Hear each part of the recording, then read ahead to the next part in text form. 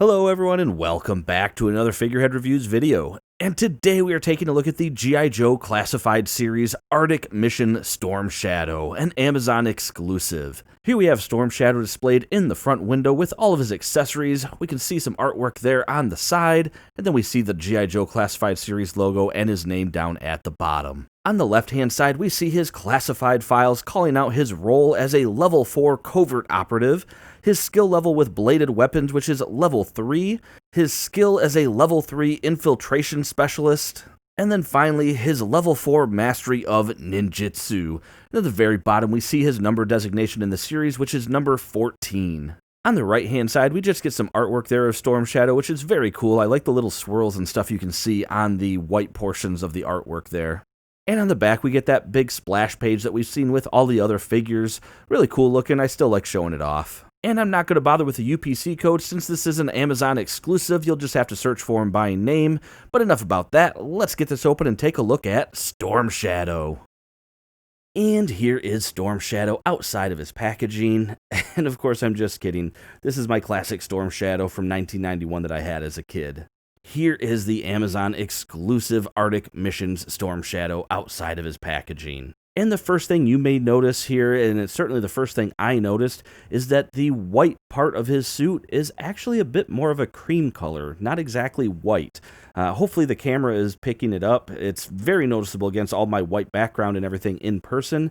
I will say it's not terribly distracting though. I'm just surprised that it's not a more vibrant white as opposed to this sort of off-white color. I guess just being an Arctic Missions, variation, I would have expected it to be very white.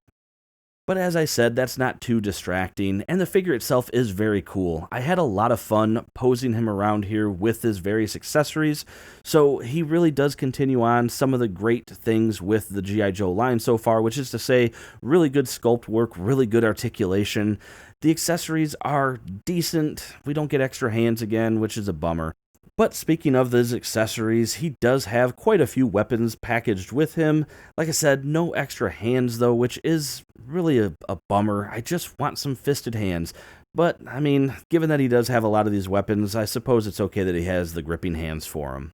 But taking a look at his weapons here, we're going to start first with this bow here, which is pretty basic. We don't get a string at all, no real or plastic, so you just kind of have to use your imagination. And you just get a little bit of gold here on the ends, and then the handle there. And there's no right or wrong way for it to go, so he can hold it in any direction and it will look correct, unlike the Hawkeye bow that clearly has, a correct way to hold it. So it's not bad looking.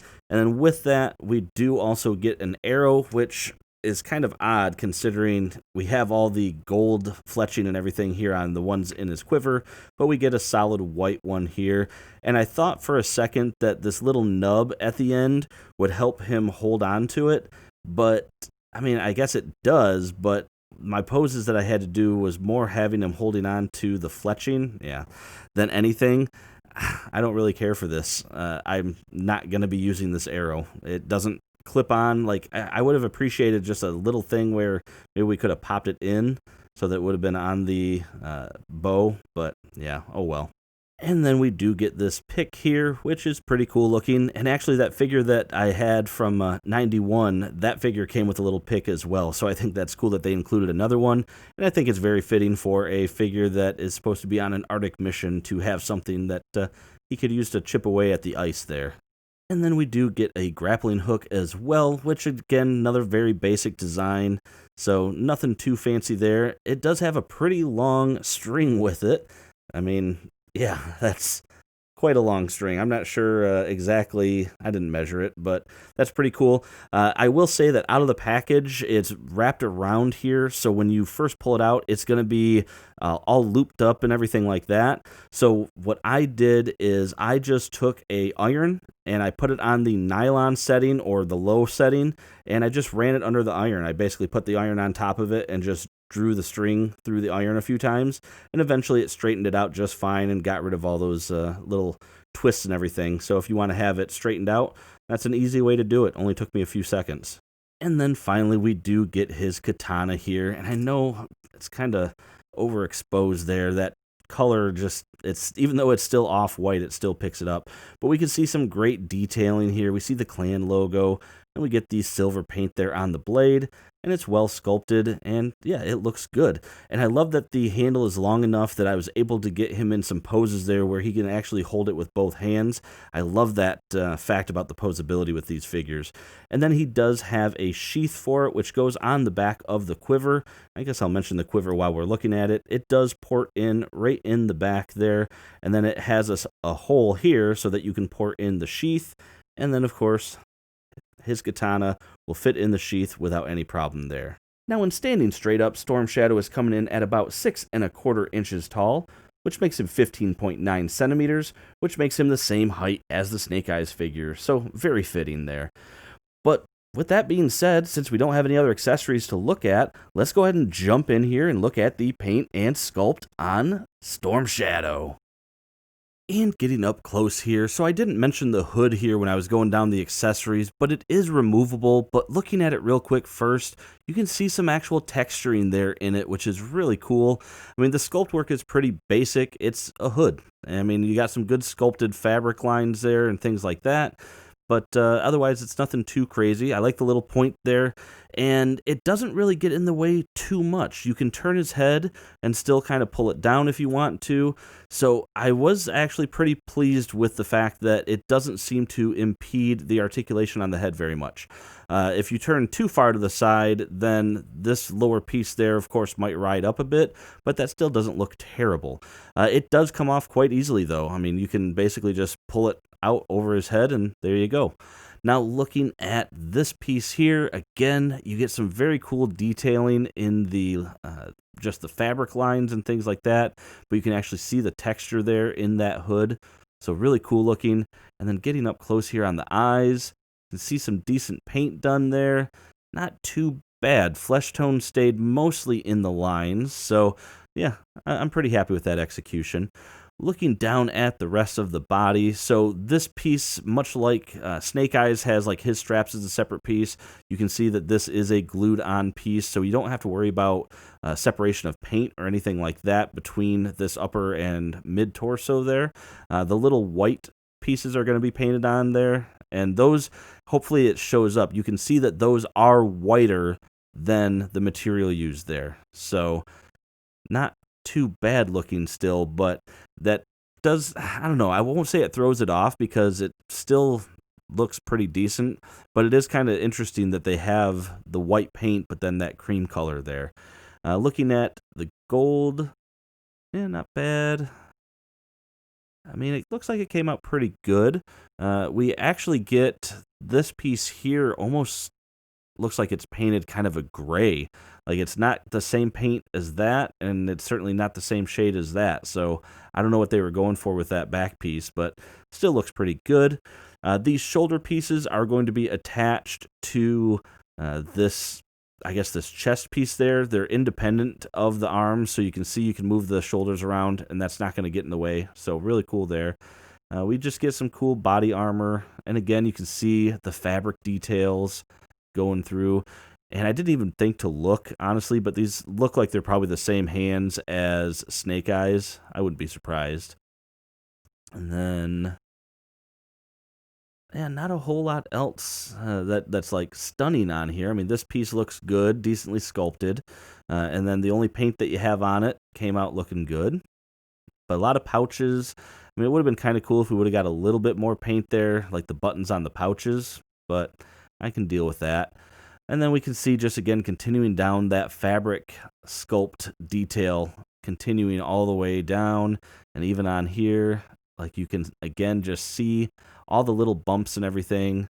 And then looking at his foot, you can see that little toe thing they have for ninjas. So yeah, really cool looking though. Very well done figure. Very, I guess, basic when you think about it. They didn't have to do anything too crazy. No, washes, no dry brushing anywhere. Just, a lot of the gold is really the most paint, and then just that white there. So not a lot going on. Looking at the articulation, so you do have with the Joes that, I don't want to call it a hinge, but you have a little bit movement there at the base of the neck, but then of course you actually have movement at the neck itself or at the regular joint up there, so he can look down quite a ways. However, he doesn't look up very far, and I can't really tell if it's because this piece or just if the hinge is preventing it. But, I mean, it's not terrible. And then you get a little bit of wobble there with that neck, so he can look around, no problem, things like that. Now, the arms are going to come up, yeah, actually pretty good. A little higher than a T-pose, so that is good. And this did not get in the way at all. You do have full rotation, but okay, never mind. It's not attached to this. It must be attached to an inner piece there. Because, I mean, it's definitely, they do move independent of each other, but it must be attached to something else. Okay. All right, so I stand corrected, but you can see you still have that full rotation there. He does have the little butterfly joints, which is enough that I like that I can get him to hold the sword with both hands. So I do like that. It's not super deep, but it moves just enough to give you some additional range there. He does have a bicep swivel, double jointed elbows, and we do have rotation, and both hands have that ulnar and radial hinge on it, so I do like that for weapon holding hands, honestly. And with the swords, I think you get some better poses when you can have that ulnar and radial. So he is going to have the ab crunch, which goes back quite a ways, and it goes forward decently as well. But one thing I will point out is at his neutral stance, he is very wobbly. So he doesn't quite stand straight up. He always wants to lean forward, and if I go one click back, it's too far back. And yeah, so that is one downside, is it is just a bit wobbly there. Yeah, man, it's very noticeable. He does have that great waist joint, though, for the Joes that you get. So you got full rotation there, and you get some side-to-side motion. So really cool. Very appreciative of that. He does have the drop-down hips, so his legs are going to go much further than you need them to for this figure, and you can tab him back up. He can kick forward quite a ways, back not too bad. He does have an upper thigh cut, double jointed knees, and I will point out real quick, so when I align the sculpt, his legs, make sure the hips are up. Well, maybe not. This leg looked like it was a little warped at first, and the feet didn't look like they were pointed right, but actually they look pretty good now, maybe as I've been messing with them. But anyway, he does have a hinge and ankle pivot. And that is going to do it for this review, everyone. And I feel like I might have run a bit long again here, kind of like I did with that NECA review I did just last one. But anyway, I think this is a very cool figure. I love what the Joe's line is giving us, except it's hard to get. I really want the Cobra Island set, but anyway, still a cool figure. I think it's worth picking up, and certainly getting some variations here on what I assume will be a regular release Storm Shadow at some point. So this being one of the first versions, or the first version that we get of him, the fact that it's sort of a special missions version, I don't mind it. I think it's really cool, and I like the idea of getting different costumes and things like that for some of these guys already. So really cool figure, Amazon exclusive. Pick it up if he's still available. I honestly didn't check before this review, so I don't know if he is still available. But anyway, if you like this review, give it a thumbs up, subscribe for more content just like this, and as always, thanks for watching my video, and have a great day.